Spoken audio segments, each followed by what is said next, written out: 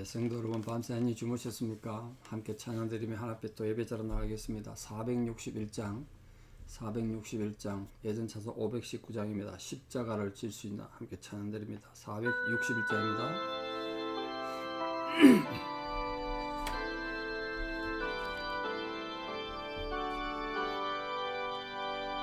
십자가를 질 수 있나 주가 물어보실 때 죽기까지 따르오리. 성도 대답하였다.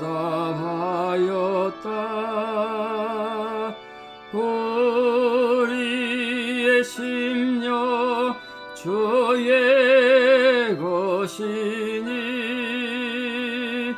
주님의 형상 만드소서.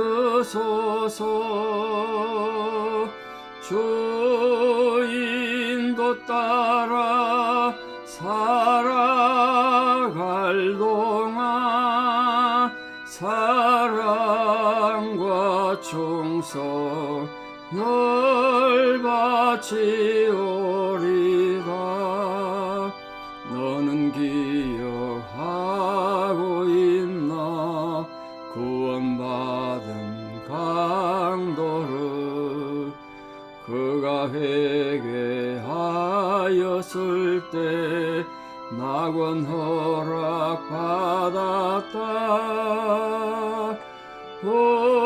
우리의 심령 주의 것이니 주님의 형상 만드소서. 주 인도 따라 살아갈 동안 사랑과 충성 널 바치오리다. 걱정 근심 모든 거는 너를 둘러 덮을 때 주께 내 영 맡기겠나. 최후 승리 믿으며 우리의 심령 주의 것이니 주님의 형상 만드소서.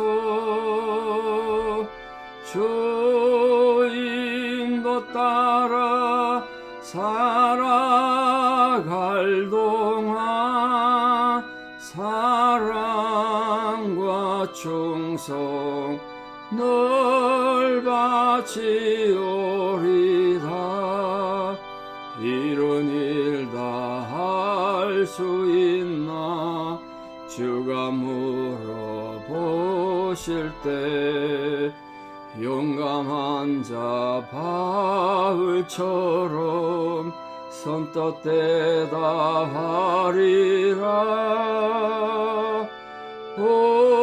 우리의 심령 주의 것이니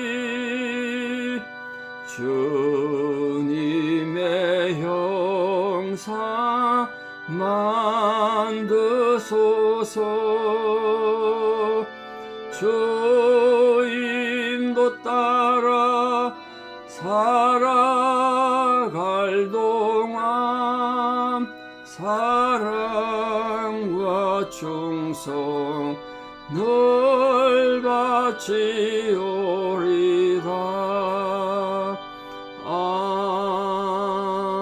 아멘. 신앙 고백 드리겠습니다. 나는 전능하신 아버지 하나님 천지의 창조주를 믿습니다.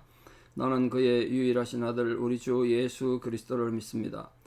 그는 성령으로 잉태되어 동정녀 마리아에게서 나시고 본디오 빌라도에게 고난을 받아 십자가에 못 박혀 죽으시고 장사된 지 사흘 만에 죽은 자 가운데서 다시 살아나셨으며 하늘에 오르시어 전능하신 아버지 하나님 우편에 앉아 계시다가 거기로부터 살아있는 자와 죽은 자를 심판하러 오십니다.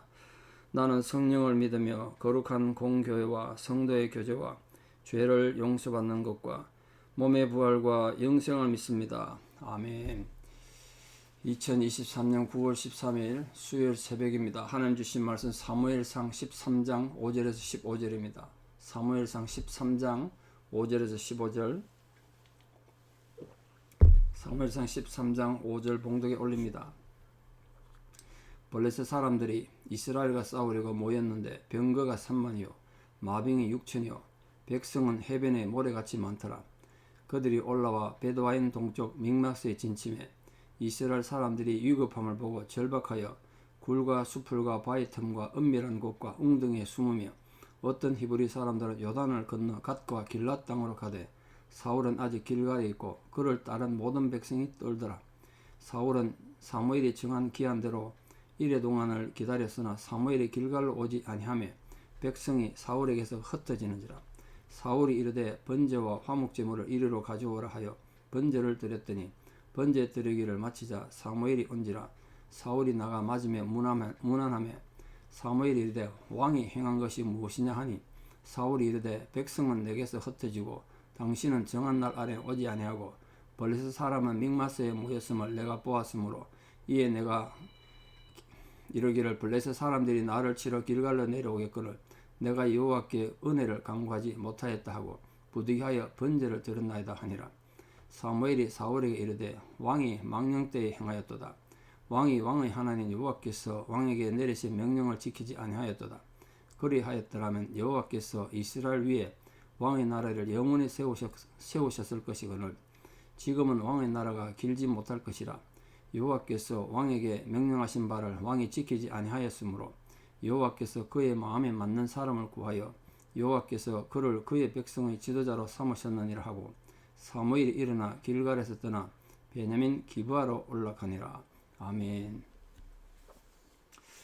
오늘 본문 말씀은 제 개인적으로는 이스라엘 역사에서 굉장히 중요한 전환점이 되는 말씀이다 생각합니다.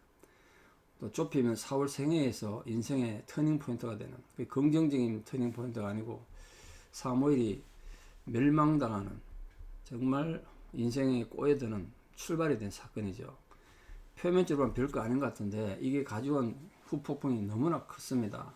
사소한 불순종이 사무엘 개인의 인생을 뒤바꾸고 나중에 비참한 죽음으로 가는 출발점이 됐을 뿐 아니라 온 나라가 지금 혼돈과 어둠 속에 들어가는 출발이 된 사건입니다.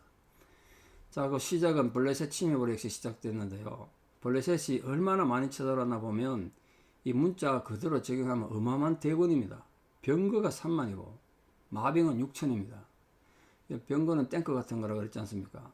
말이 모는 그 뒤에 큰 사람이 타는 탈 것이 있고 앞에 말이 모는 거니까 그거 밀고 나가는 거죠. 보병들은 그대로 당하는 거죠. 거기다가 말탄 기병이 6천 명에다가 백성은 해변에 모래같이 많았다. 그러니까 병거가 3만 정도 되면 일반 육군은 그 몇 배는 된다. 10배는 넘는다고요. 수십만이 모이는 겁니다. 그걸 보니까 백성들이 뭘 했나 보세요. 백성들이 세 가지를 했다고 되어 있습니다. 첫째는 숨었고 6절에, 7절에는 떨었고 8절에는 흩어졌대요. 전쟁을 좀 하는데 나라가 지금 위기에 쳤는데 백성들이 숨으면 어떡합니까? 군인이 전쟁을 안 하고. 또 전쟁은 사기가 중요한데 전쟁도 하기 전에 떨었대요. 그들이 얼마 전에 골리앗의 이 사건을 봤지 않습니까? 이 골리앗 사건이 일어나기 전에 하나님께서 지금 이후에 나중에 이제 골리앗 사건이 등장할 텐데요. 전쟁이라는 것은 하나님께 있는 거지 인간에게 있지 않다.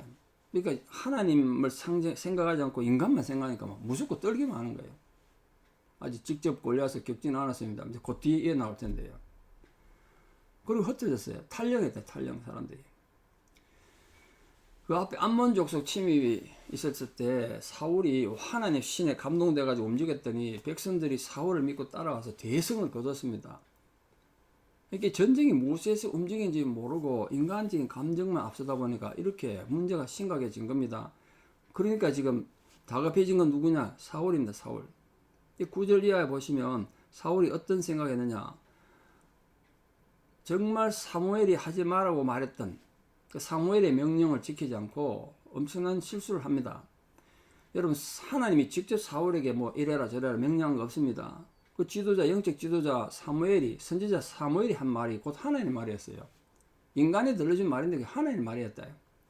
사무엘 당부는 오늘 분명히 본문에 보시면 8절에 보십시오. 사무엘이 정한 기한이 있었습니다. 사무엘이 정한 기한. 근데 그날에 안 왔다는 거죠, 지금. 일주일간. 근데 중요한 건 사무엘이 온다는 거였어요. 이게 하나의 테스트였다고요. 뭐 옛날에 뭐 교통이 지금처럼 발달된 것도 아니고 무슨 사건이 있든지 무슨 상황이 있든지 사무엘이 제 시간에 못 올 수 있는데 그 제 시간에 못 온 것 때문에 그게 이유가 아니고 변명이 안 되는데 사울 입장에서는 충분히 이유가 된다고 생각한 거예요. 그러나 이 사무엘을 대신해서 사울이 자기 마음대로 지금 화목제와 번제를 드렸다. 그걸 드리는 거예요. 이 제사 내용도 문제고 제사 목적이 문제예요. 지금 본인은 하나님 앞에 제사를 드릴 수 있는 사람이 아닙니다. 사무엘만이 할 수 있는 자기 제사장이 아니잖아요. 답답하니까 지금 형편이 힘들고 어려우니까 해도 된다고 생각하고 하나님이 정한 규례를 무시한 겁니다. 그 나중에 뭐 구구절절 변명하잖아요. 하나님 앞에 아무런 타당성도 없는데 그 성급함이 제사장만 할 수 있는 제사를 자기가 직접 드림으로써 하나님이 세우신 제사 질서를 무너뜨린 거예요. 더 나쁜 건 이 제사 목적이 뭐죠? 제사의 목적, 예배의 목적은 내 영광을 위하고 내 감정을 충만하기 위해서가 아니에요. 지금 내 필요에서 드리는 것이 아니라 하나님께 영광을 돌리는 거란 말이에요. 하나님께 영광을 돌리는 거. 근데 지금 이 사울의 제사는 백성들에게 영광을 돌리고 있어요. 백성들을 좀 어떻게 마음을 잡고 백성들이 자꾸 떠나가고 두려워하고 숨으니까 백성들을 위해서 예배를 드렸다는 거예요. 이 초점이 굉장히 잘못된 거죠. 정말 순종이 제사보다 낫다고 그랬는데 그걸 몰랐던 거예요. 그래서 지금 사무엘이 오자마자 왕이 행한 것이 무엇이냐 이렇게 책망합니다. 왕이 행한 것이 무엇이냐 이 질문이 굉장히 중요한데요. 사무엘이 던진 이 질문 앞에 사울이 해야 됐던 건 뭐냐 하면 회개였습니다. 회개. 근데 뒤에 보면 구구절절히 변명합니다. 변명이 뭐 여러 가지 나오잖아요. 구구절절히 백성은 흩어지고 당신은 정한 날에 오지 않고 블레셋은 믹마스에 모인 거 보고 우리가 겁을 먹었습니다. 제사 드리지 않을 수 없습니다. 그건 내가 지금 제사 드린 거 정당하다는 거예요. 하나님 앞에 불순종의 죄를 저지르고 실수해놓고 자기 정당하다고 지금 구구절절히 변명하고 있습니다. 이 상황 윤리에 호소한 거지. 상황이 그렇다는 거지. 상황이. 이래 되면 오늘 이 사울의 사건이 우리에게 던져진 굉장히 중요한 교훈이 있죠. 무덤 없는 핑계 없는 무덤이 어디 있겠습니까? 다 핑계 있죠. 원인이 다 있다고요. 그 변명을 하면 문제가 해결이 안 된다고. 그 자리에 엎드려 갖고 죄송합니다. 제가 죽을 죄를 짓습니다. 너무 답답해 가지고 백성들은 탈령하고 군대는 어마어마하게 적군이 쳐들어왔는데 내가 어쩔 줄 몰라 가지고 사무엘 선생은 안 오고 해서 내가 제사를 지냈는데 내가 하나님 앞에 범죄했습니다. 제사장이 해야 되는 건데 내가 함부로해서 너무너무 잘못했습니다. 나의 죄를 위해 용서해 주시고 기도해 달라고 이랬으면 아무 일도 안 일어났을 겁니다. 이게 사울의 진짜 실수는 이 제사를 잘못 드린 것도 문제지만 그에 대한 해석을 잘못했다. 뒤에 이 일어난 사건의 해석, 구구절절 변명한 거예요. 하나님 앞에 변명이 통하겠습니까? 하나님 앞에 변명이 통하겠냐고요. 여러분은 어떤 실수라도 인간은 죄인이기 때문에 누구나 실수할 수 있지 않습니까? 문제를 일으키죠. 그때 여러분 변명하지 말고 무조건 하나님 앞에 엎드리고 회개해야 돼요. 근데 그걸 못했어요. 특히 12절을 보면 이에 내가 이르기를 블레셋 사람들이 나를 치러 길갈로 내려오겠거늘 내가 여호와께 은혜를 간구하지 못하였나이다. 이렇게 말했습니다. 은혜를 간구하지 못하였다. 이 말이 원문을 직역하면 내가 여호와의 얼굴을 대하지 못했다. 하나님을 못 봤다는 거예요. 지금 전쟁을 해야 되는데 하나님이 내게 어떤 계시도 안 주고 하나님을 보지 못했다. 이렇게 지금 자기 변명했다는 거예요. 그는 서서 계속 여호와를 바라보는 그 진짜 하나님에 대한 신뢰를 갖지 못한 거예요. 사울이. 자기 죄를 회개하고 자복하는 대신에 자기 행위를 정당화했다는 거야. 전쟁은 해야 되는데 내가 하나님 얼굴을 뵙지 못했기 때문에 내가 제사를 드렸습니다. 어쩔 수 없지 않습니까? 상황이 이런 거 어떡합니까? 이랬단 말이에요. 자기 잘못된 행위를 정당화하려고 했어요. 굉장히 중요한 얘기 있습니다. 우리 사랑하는 성도님들, 하나님이 지금도 찾으시는 사람 어떤 환경 속에서도 하나님 뜻을 찾는, 하나님의 순종하는 그 순종한 자를 찾는단 말이에요. 이때 사울의 순종이 뭡니까? 인간 사무엘이지만 사무엘이 하나님 세운 영적 지도자면 그 사무엘이 한 말을 자기가 더 따르는 거죠. 그들이 했으면 아무 문제 없는 거 아니겠습니까? 그때 이 사무엘이 사울에 대한 책망 겸 진단을 내리는데 그 내용이 너무 어마어마합니다. 그러니까 여러분, 한번 이 정도는 괜찮겠지. 내가 보기엔 괜찮은 거예요. 근데 그 괜찮겠지 하는 게 하나님 보기에는 아주 악한 거란 말이에요. 이렇게 말했습니다. 저도 어릴 때 이 성경 읽을 때, 뭐 사울이 좀 실수를 했다 치고도 이렇게 심하게 하나님께서 징계를 하나? 이럴 수 있나? 이런 생각 좀 했습니다. 근데 그건 여러분, 제가 이제 나이가 들고 철이 들고 성경을 자꾸 일단 목회를 하다 보니까 이게 너무너무 중요하다는 알았는데요. 여러분이 아무리 많은 재능을 가지고 세상적으로 아무리 성공하고 많은 돈을 가지고 헌금도 많이 하고 하나님 사역 많이 한다고 되는 게 아니야. 가장 중요한 건 여러분 마음에 하나님 대한 순종이에요. 순종이 없는 제사, 순종이 없는 예배 헛것이란 거예요.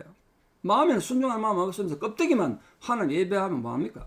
하나님 그거 안 받으신다는 그 예배를. 사울이 그걸 몰랐던 거예요. 그래서 지금 사무엘은 사울 한 개인에 대해 책망한 것이 아니라 오고 오는 모든 시대에 역사가 정말에 오는 그때까지 인간에게 하나님을 예배하고자 하는 자에 대한 예배하는 자세에 대해서 말하는 거예요. 그 사울에게 뭘 하느냐? 왕이 망령때 행했다. 망령때 행했다. 13절 보십시오. 왕이 망령때 행했다. 망령때 행했다는 말은 다른 말로 어리석게 행했다는 뜻인데 하나님의 뜻과 다르게 행했다는 거예요. 쉽게 말하면 하나님이 원하는 순종을 하지 않고 네가 원하고 네가 하고 싶은 행동했다는 거예요. 근데 우리는 내가 하고 싶은 행동하고 내가 하고 싶은 순종해 놔놓고 하나님 원하는 순종은 아니고 그렇게 했다는 거예요. 하나님 원하는 대로. 하나님 그 제사는 안 받겠다는 거예요. 하나님의 명령을 지키지 않고 자신의 거릇된 판단으로 행동한 것을 지금 이렇게 책망한 겁니다. 이 사울이 드린 제사 있지 않습니까? 사울이 드린 우리 표현의 예배는 하나님과 화해와 하나님에 대한 은혜와 감사를 드린 제사가 아니고 백성들의 마음에 지금 불안이 있고 도망가고 뭐 이러니까 그 백성들의 마음에 영향을 주고 이렇게라도 예배 드리고 제사 드리면 불안하는 백성들이 불안하지 않고 도망가는 백성들이 도망가지 않을까 이걸 목적으로 들었단 말이에요. 그 제사 자체가 잘못된 거죠. 인간을 향한 거였어요. 그러니까 사울은 하나님께 복종하는 신실한 하나님 종이라기보다는 그 사람들의 눈치를 보고 사람들의 환심을 사려는 인간적인 모습을 그대로 보여준 겁니다. 그런 예배는 하나님 안 받으신다는 거예요. 우리도 매주 예배자를 하나님 앞에 섭니다. 우리 삶 속에도 하나님을 기쁘게 할 것인가? 사람을 기쁘게 할 것인가? 우리가 신실한 하나님 사람이 되느냐? 아니면 하나님 앞에 망령된 존재가 되느냐? 그건 날마다 우리가 선택하는 겁니다. 제가 자주 말씀드렸습니다. 회개 없는 예배는 헛것이라고 말씀을 드렸는데 우리 사랑하는 성도님들 결코 하나님 앞에 망령된 자로 살지 않기를 바랍니다. 하나님을 경외하는 마음으로 하나님을 바로 섬기는 자가 되기를 바라요. 그래서 그 결과 이 사무엘의 입을 통해서 하나님으로부터 어떤 경고를 받았느냐? 왕의 나라가 사울의 나라가 길지 못할 것이다. 길지 못한다. 대신 하나님 마음에 맞는 사람을 구해서 이스라엘의 새 지도자를 세울 것이다. 이렇게 됐단 말이에요. 이 사건 때문에 결국 사울은 이제 단지 외형상 왕에 불과했어요. 이미 실각당한 거예요. 왕 자격을 잃어버린 거예요. 그 다음 왕이 될 사람이 나타날 때까지 임시로 수행하는 그런 왕이 됐을 뿐이다. 그럼 만약 이때라도 이 기간을 하나님 주셨어요. 당장 그 다음날 당장 사울이 왕에서 쫓겨난 거 아니지 않습니까? 몇십 년이 사실 걸리는데 그 뒤에 그 기간을 하나님께 사울에게 주셨단 말이야. 그건 뭐냐? 그게 회개의 시간이지. 사울이 그때라도 회개하고 진심으로 하나님 앞에 순종하는 신실한 종이 되었더라면 하나님이 용서 안 하시겠습니까? 하나님 그런 옹졸한 신이 아니란 말이에요. 그러나 사울은 끝까지 회개하지 않았어요. 하나님의 경고는 하나님 약속과 마찬가지입니다. 조건적이에요. 우리 하나님 앞에 회개하고 순종하면 하나님 복 주시고 그걸 끝내 거부하고 자기 잘못을 지금 계속 변명만 하면 하나님 그 사람 버리는 거예요. 기억하십시오. 사울은 엄청난 죄를 지어가지고 하나님 앞에 버림받은 것이 아닙니다. 정말 작고 사소한 것 하나였습니다. 하나님 앞에 순종하는 제사 드리지 못한 그 사소한 하나 때문에 자기 인생이 불행했을 뿐 아니라 자기 자식들 다 죽었죠. 나라는 완전 망조가 들었습니다. 엄청난 비극의 출발점이 이 사울의 순종하지 않는 마음에 시작됐어요. 그래서 하나님께서는 너희 나라를, 사울의 나라를 빼앗아서 하나님 마음에 맞는 사람에게 주겠다. 그 맞는 사람에게 이 나라를 다스리게 하겠다 했습니다. 자, 하나님 마음에 맞는 사람이 누굴까요? 하나님 마음에 맞는 사람, 딱 한마디로 말하면 회개하는 자입니다. 하나님 앞에 순종하는 자입니다. 내 마음에 안 들고, 여러분, 이게 내가 정말 하고 싶은 일이고, 이게 내가 정말 내게 덕이 되는 일이고 기쁜 일이다. 그게 무슨 순종이 필요합니까? 자기가 하면 되지. 너무너무 하기 싫은 일이야. 왜 내한테 골치 아픈 일을 시키냐? 근데 그게 하나님 원하는 거면 하는 거예요. 그게 순종이에요. 지금 사울이 마찬가지 아닙니까? 너무너무 급해. 이거 막 예배를 막 드리고 싶어. 제사 드리면 금방 죽을 것 같아도 하나님 하지 말라 했으면 안 해야죠. 근데 그 순종을 못한 거예요. 그래서 이 사울의 실패는 하나님 앞에 순종하지 못한 그 자꾸 어떻게 보면 참 사소한 문제 때문에 자기 인생도 비참해지고 나라가 큰 어려움을 당했습니다. 그래서 이게 우리에게 주는 굉장히 중요한 교훈이 있는 게 아닌가 생각합니다. 오늘도 예배하시는 여러분, 그 예배를 드리시는 성도님들 마음에 어떤 걸 갖추는 것보다도 정말 중요한 여러분 마음에 하나님의 진정한 순종입니다. 그 순종에 있는 예배를 드림으로써 하나님 여러분 예배를 기쁘게 받으시고 하나님 하늘의 보고를 여시고 하늘의 보물창고를 여셔서 여러분에게 마음껏 축복을 보여주실 수 있는 하나님 마음에 합한 사람들 다 되시기를 진심으로 축복합니다. 기도드리겠습니다. 지금도 참된 예배자를 찾으시는 하나님 아버지, 우리가 오늘도 하나님 앞에 예배자로서 있습니다. 주여, 우리가 정말 하나님 앞에 무엇으로 하나님의 이름을 찬양하며 영광을 돌리고 하나님 앞에 예배할 수 있겠습니까? 하나님 원하시는 제사는 상한 심령의 제사고 순종의 제사라고 말씀하셨습니다. 진실로 우리 삶의 마음에 진심으로 순종하는 마음이 생겨서 하나님을 기쁘시게 하는 성도들 되게 도와주시옵소서. 그런 마음이 없이 드리는 예배는 오늘 사울왕의 당했던 비극처럼 하나님께도 버림받을 수 있다는 이 끔찍한 이 경고 앞에서 우리가 마음을 겸손히 낮추고 정말 어떤 변명하지 않고 우리 잘못에 대해서 솔직하게 회개함으로 하나님의 기쁨이 되고 하나님이 오히려 우리를 더 크게 들어서서 사용하실 수 있는 하나님 거룩한 백성이 될 수 있도록 은혜를 다하여 주시옵소서. 오늘도 하나님의 위로가 필요한 병상에 있는 분들, 고난당한 모든 자들을 위해 특별히 여러 가지 사고와 참 천재지변으로 세계 각곳에서 많은 비극이 일어나고 있는데 그 모든 힘든 사람들 상황에 하나님의 위로와 격려가 부어지는 은혜가 있게 하여 주시옵소서. 이제는 우리 주 예수 그리스도의 은혜와 하나님 아버지의 만극하신 사랑과 성령님의 위로 교통 역사하심이 참된 순종의 예배를 드림으로써 하나님 마음에 합한 사람이 되어 하나님께 영원토록 사용되고 귀하게 들어 쓰임 받기를 결단하는 사랑하는 성도님들의 위대한 신앙의 고백 위에 또 우리 사랑하는 모든 자녀들 삶 위에 이제부터 영원토록 함께 하시옵기를 간절히 축원하옵나이다. 아멘. 여러분 오늘 하루도 믿음으로 순종하는 복된 하루 되시기를 진심으로 축복합니다. 감사합니다.